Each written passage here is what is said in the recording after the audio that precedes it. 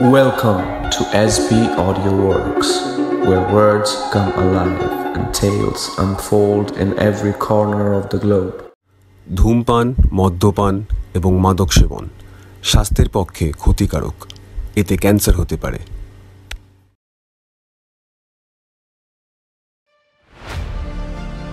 মা, বাবা, কোথায় তোমরা? কোথায়? বললাম কোথায়? মা। ডন ওয়েলসন, জন্ম 1953, একজন প্রখ্যাত আমেরিকান লেখক এবং পরিবেশবিদ। নিউ ইয়র্ক শহরে জন্মগ্রহণকারী ওয়েলসন হার্ভার্ড বিশ্ববিদ্যালয়ে পরিবেশ বিজ্ঞান এবং সাহিত্য নিয়ে পড়াশোনা করেন। শিক্ষা জীবনের শেষে তিনি পরিবেশ সংরক্ষণের কাজ শুরু করেন এবং লেখালেখির মাধ্যমে তার ভাবনা প্রকাশ করেন। ওয়েলসনের প্রথম বই দ্য ক্রাই অফ আর্থ পরিবেশ রক্ষার উপর ভিত্তি করে লেখা, এবং এটি পাঠকদের মধ্যে প্রকৃতির প্রতি ভালোবাসা এবং সচেতনতা জাগিয়ে তোলার চেষ্টা করে।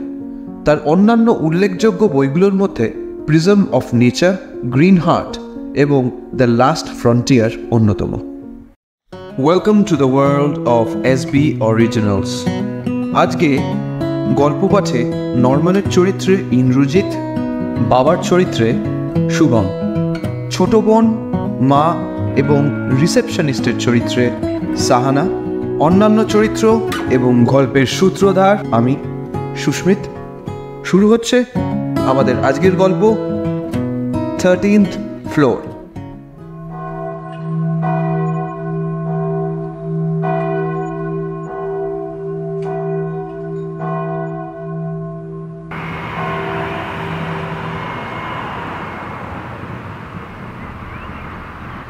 তেরো বছরের নরম্যান আতঙ্কে সিটিয়ে রয়েছে।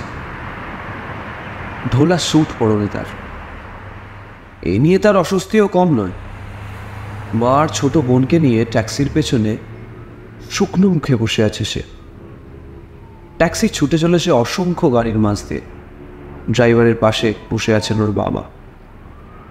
এবারে ছুটিটা বেশ মজার কাটবে। নরম্যান কোনো মন্তব্য করল না। সে জানে বাবা ভুল বলেছেন। তার ধারণা ভয়ানক কিছু একটা ঘটতে চলেছে। আজ শুক্রবারের 13 তারিখ। বাবা বলছিল ট্যাক্সিটা ম্যাসাচুসেটসের বস্টন শহরের 13 নম্বর রাস্তা দিয়ে যাচ্ছে। আচ্ছা, এটা মার্কিন যুক্তরাষ্ট্রের 13 নম্বর রাজ্য না? নরম্যান দেখল প্রায় 1টা বাজে। প্রায় 1টা বাজে? আচ্ছা, মিলিটারির সময় তো 1টা মানে 1300 ঘন্টা।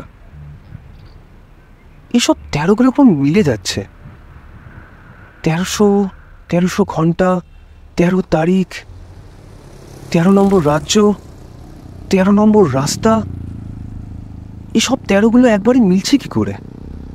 নরম্যানের মস্তিষ্কে যেন গরম লোহার ছ্যাঁকা লাগলো সংখ্যাটা মনে করে। পকেট থেকে খরগোশের পা বের করে হাতের তালুতে ঘুষতে লাগলো সে। দাদা, আবার সেই জঘন্য জিনিসটা সঙ্গে করে নিয়ে এসেছো? তোমার যে কে কুসংস্কার! কিসের কুসংস্কার? তোরা কি বুঝতে পারছিস না কি ঘটতে চলেছে? আমাদের সামনে ভয়ানক বিপদ ওত পেতে আছে। পৈশাচিক কিছু একটা। সোজা ওটার ফাঁদে কি পড়বো আমরা? ওর বাবা ঘাড় ঘুরিয়ে কটমট করে তাকালেন ছেলের দিকে। নরমান, হাজলাম অনেক হয়েছে, আর না। ফালতু কুসংস্কার ছাড়তো। 13 সংখ্যাটাকে নিয়ে এত লাফালাফি করিস কেন? আমরা মজা করতে যাচ্ছি, এসব কুসংস্কার বাদ দে, নইলে নিজের মোজা মাটি তো করবি, আমাদেরটাও। বোঝা গেছে? নরম্যান চুপচাপ বসে রইল, কোনো মন্তব্য করল না। তর্ক করে লাভ কি? গম্ভীর মুখে বসে ভাবছে সে। এরা আমার একটা কথা শুনতে চায় না। কিছু বোঝালেও বোঝে না এরা। কি করবো এবার আমি? হোটেল আর কত দূর? এই তো সামনে স্যার। নীরবতা নেমে এলো গাড়িতে। আরও 13টি ব্লক পার হচ্ছে যান্ত্রিক বাহন। 1, 2, 3, 4, 5, 6। 1, 2 করে গুনতে শুরু করলো নরম্যান। অবশেষে ওয়েলমন্ট রিজেন্সি হোটেলের সামনে গাড়ি থামালো ড্রাইভার। স্যার, আমরা পৌঁছে গেছি। সাথে সাথে কেমন অদ্ভুত একটা অনুভূতি হলো নরম্যানের। লবি ধরে হাঁটছে ওরা, অনুভূতি জোরালো হয়ে উঠল তার মাঝে। এই জায়গাটা আমার খুব চেনা চেনা লাগছে, আমি আগেও এখানে এসেছি। কি বকবক করছিস নরমান? কিন্তু এই পর্দা, এই কার্পেট, দরজা, জানলা, এই লবি, এই সবগুলি আমার খুব পরিচিত লাগছে। এগুলো যেন আমি আগে দেখেছি কোথাও। তুমি সত্যিই একটা অদ্ভুত দাদা। প্লিজ নরম্যান, আবার শুরু করিস না। তোর ফালতু প্যাচাল শুনে শুনে আমি ক্লান্ত, এখন একটু ক্ষমা দে নাকি? স্পষ্ট বিরক্তি তার চেহারায়। এগিয়ে এলেন রেজিস্ট্রেশন ডেস্কে। ওখানে তাল গাছের মতো লম্বা এক মহিলা, বড় বড় কুচকুচে কালো চোখ, ওদেরকে অভ্যর্থনা জানালো। Welcome sir, welcome to our hotel Welmont Regency. মনের মধ্যে রাগ পুষে কালো মুখ নিয়ে লবিতে ঘুরে বেড়াতে লাগলো নর্মান। ওর মা আর বোন বাবার সঙ্গে রিসেপশন ডেস্কে। নর্মান নিশ্চিত এ হোটেলে সে আগেও এসেছে। এই ফুল আঁকা গোলাপি সবুজ কার্পেট, আর এই গোলাপি রঙের সোফাটা, এই ফটিকে ঝাড়বাতি, এই সবগুলোই আগে আমি দেখেছি, কিন্তু কবে দেখলাম আর কখনই বা দেখলাম? হঠাৎ অদ্ভুত ঘর একটা শব্দ শুনতে পেল নর্মান। পাই করে ঘুরল। হোটেল এলিভেটর থেকে আওয়াজটা আসছে। মনে হচ্ছে এটা আগেকার মডেল বা রেপ্লিকা, নকল মনে হচ্ছে। এই এলিভেটর অবশ্যই আগে কখনো দেখেছে নর্মান। পুরনো যন্ত্রটার দিকে হেঁটে গেল সে।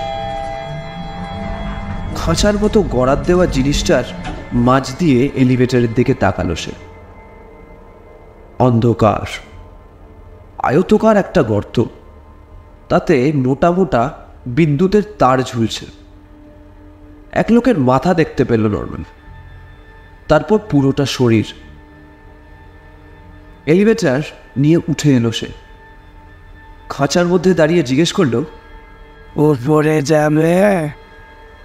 এনাকে দেখে মনে হয় ইনি নিশ্চয়ই এলিভেটরের অপারেটর।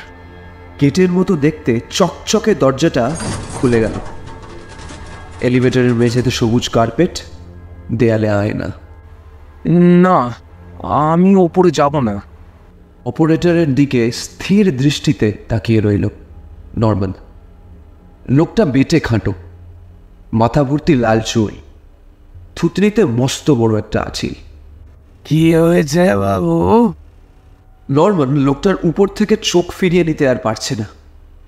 একে কোথাও দেখেছে সে, কিন্তু কোথায়? আমি বোতাম চাপিনি, আর এই এলিভেটরে ওঠানো আমার কোনো ইচ্ছা নেই। পেটে লোকটা কাঁধ ঝাঁকালো, শুধু কিচ্ছু বলল না। নরম্যান দ্রুত ফিরে এলো বাবা মার পলার কাছে। এক বেলবয় একটি কার্টে ওদের মাল তুলছে। বেলবয়টিকে প্রথমে বাচ্চা ছেলে ভেবেছিল নরম্যান। লক্ষ্য করতে বুঝল বেলবয়টি একটি বামুন। মস্ত বড় মাথাটা ক্ষুদ্র শরীরের সাথে একেবারেই বেমানান। মা, শোনো না, আমি না এখানে থাকতে চাই না।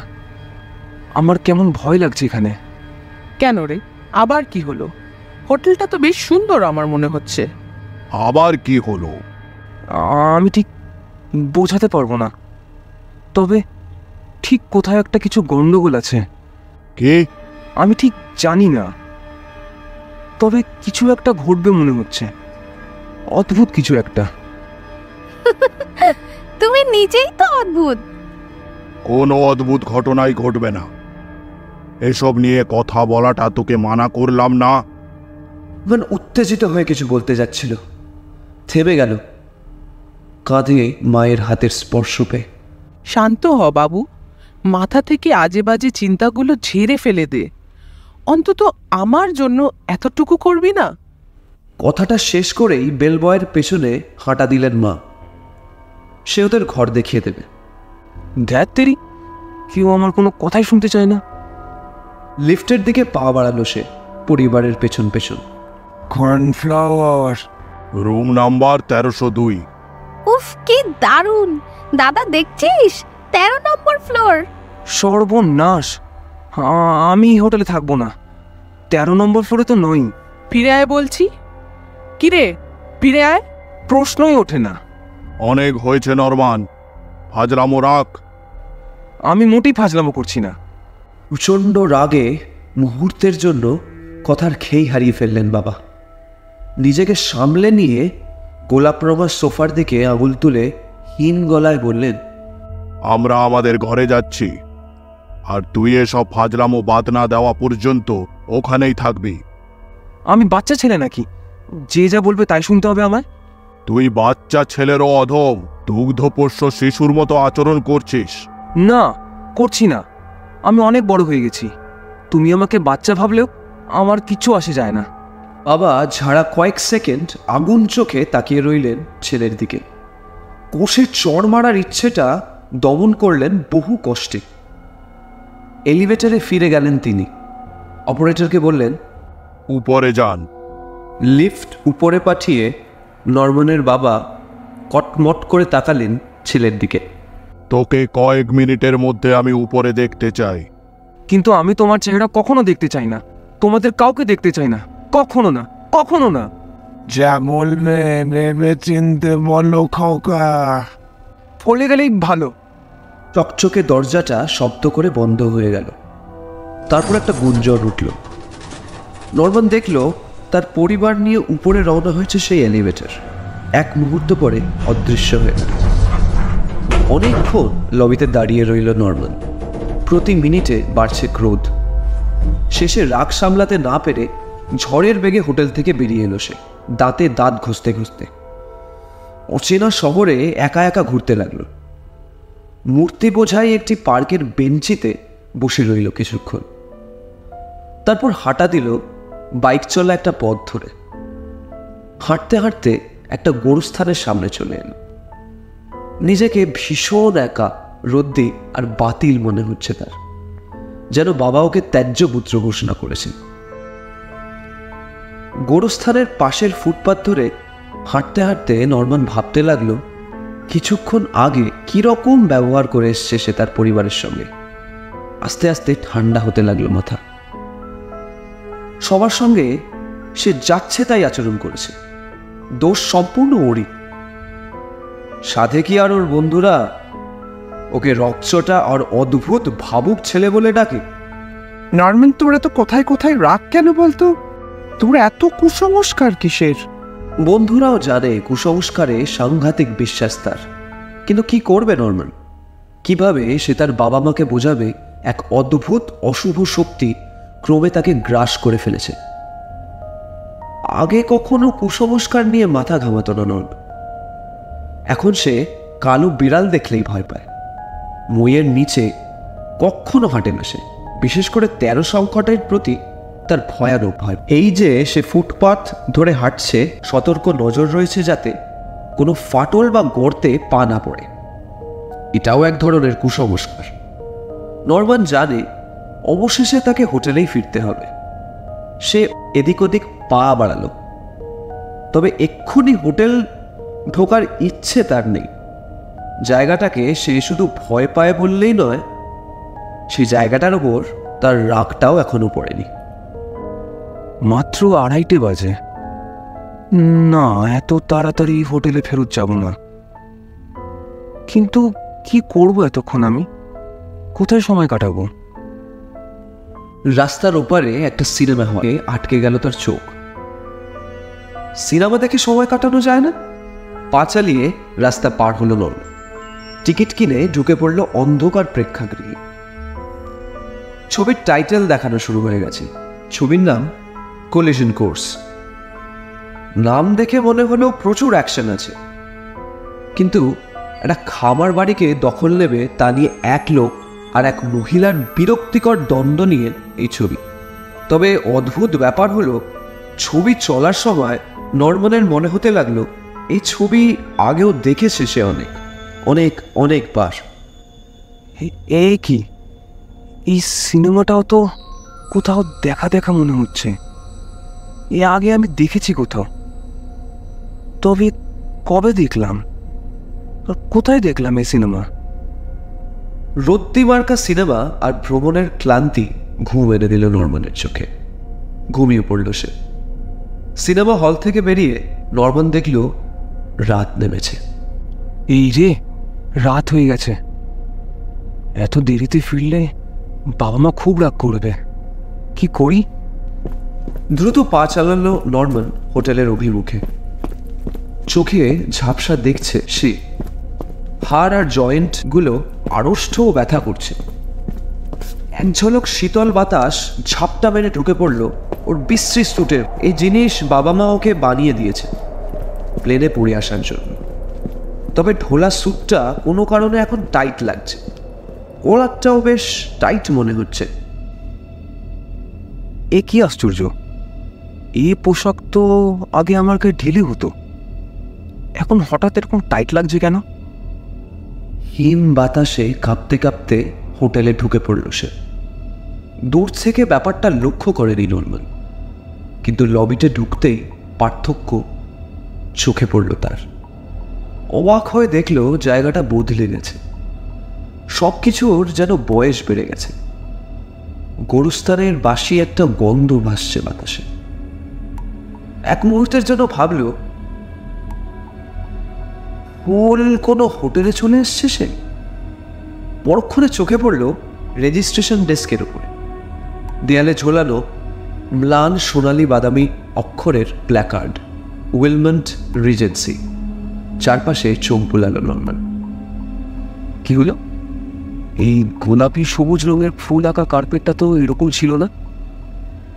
এই তো কয়েক জায়গায় ছিঁড়ে সুতো বেরিয়ে গেছে। আর ওই গোলাপি রঙের সোফাটা, ওটাও তো ঝাঁ চকচকে নেই, এরকম জীর্ণ দেখাচ্ছে।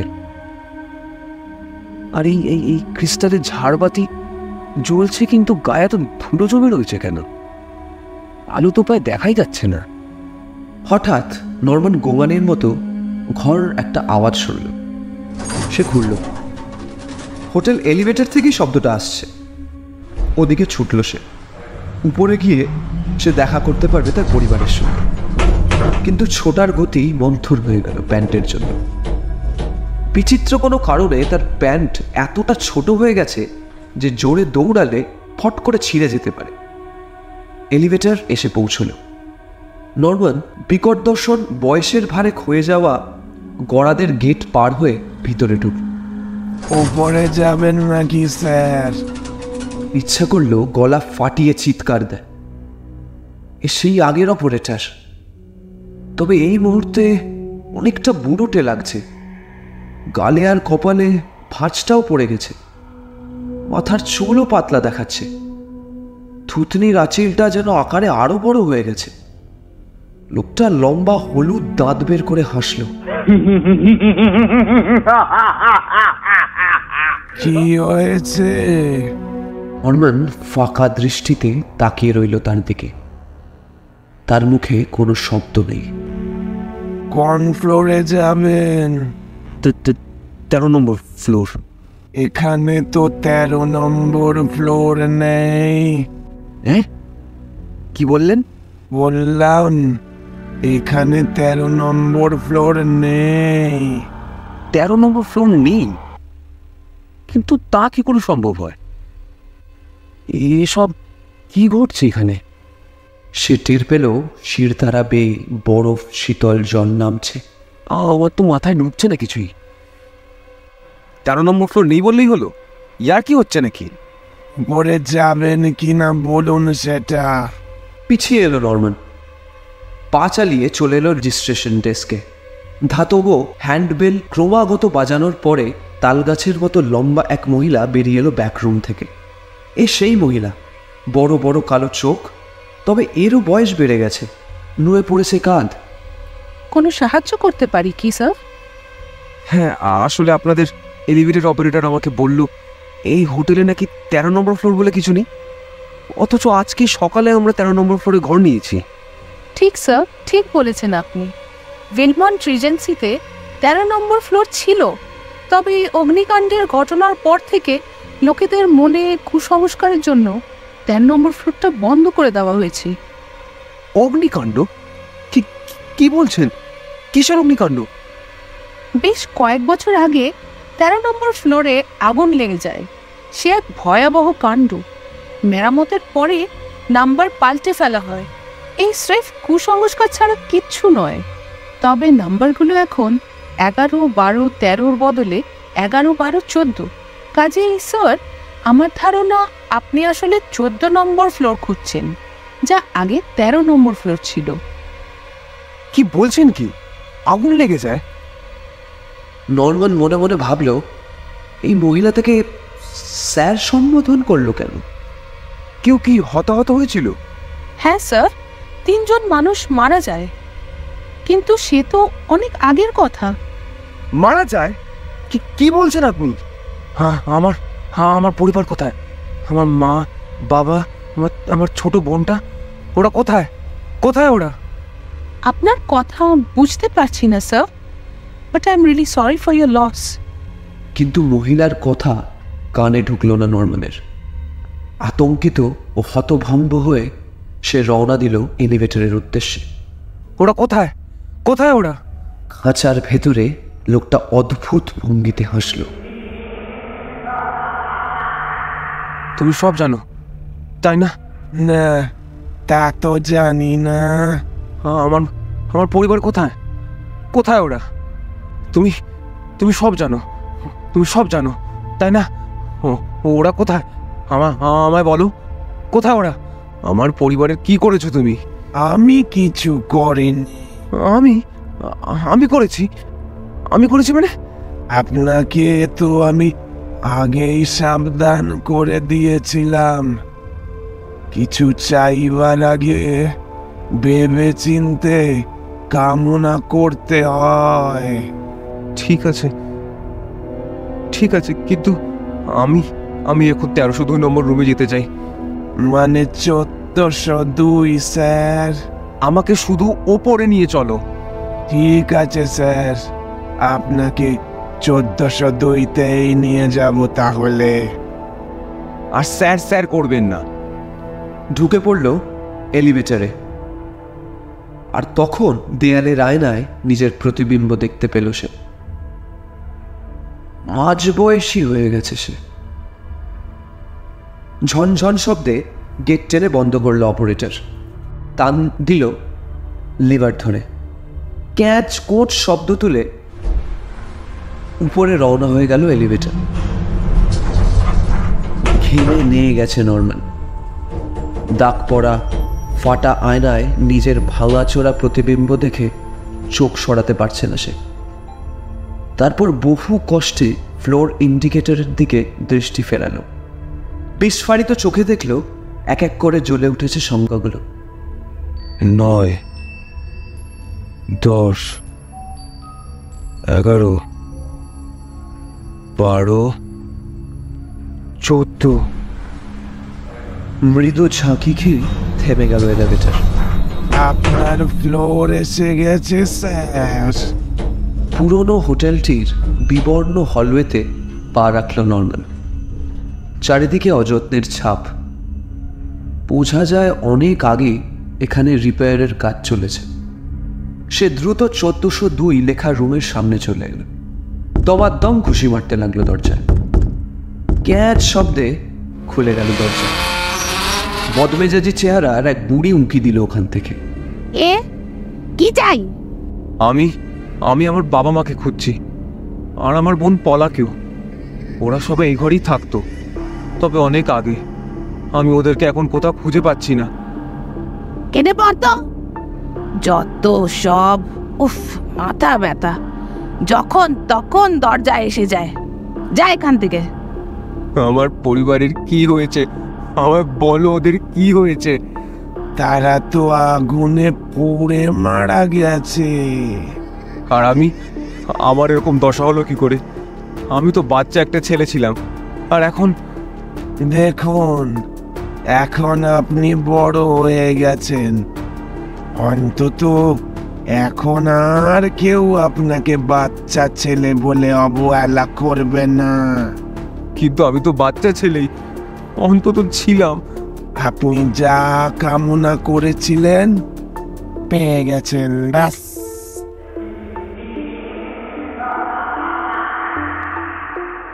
লিফটম্যান একটা লিভার ধরে টান দিল। ভীত নরমান দেখল এলিভেটর নিচে নামতে শুরু করেছে।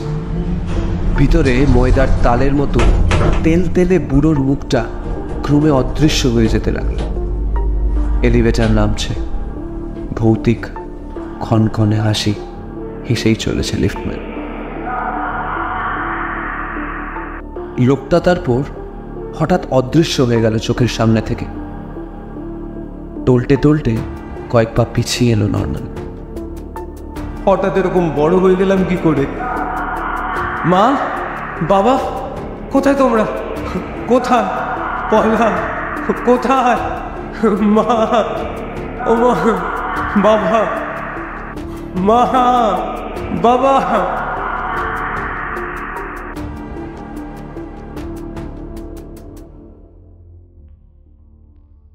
কেমন লাগলো আজকে আমাদের গল্প 13th ফ্লোর? যদি ভালো লাগে তাহলে লাইক আর কমেন্ট করতে হবে কিন্তু। আর হ্যাঁ, আমাদের পরবর্তী অরিজিনাল গল্পগুলো শুনতে সাবস্ক্রাইব করতে ভুলবেন না কিন্তু। তাহলে দেখা হচ্ছে পরবর্তী গল্পে। ভালো থাকবেন আর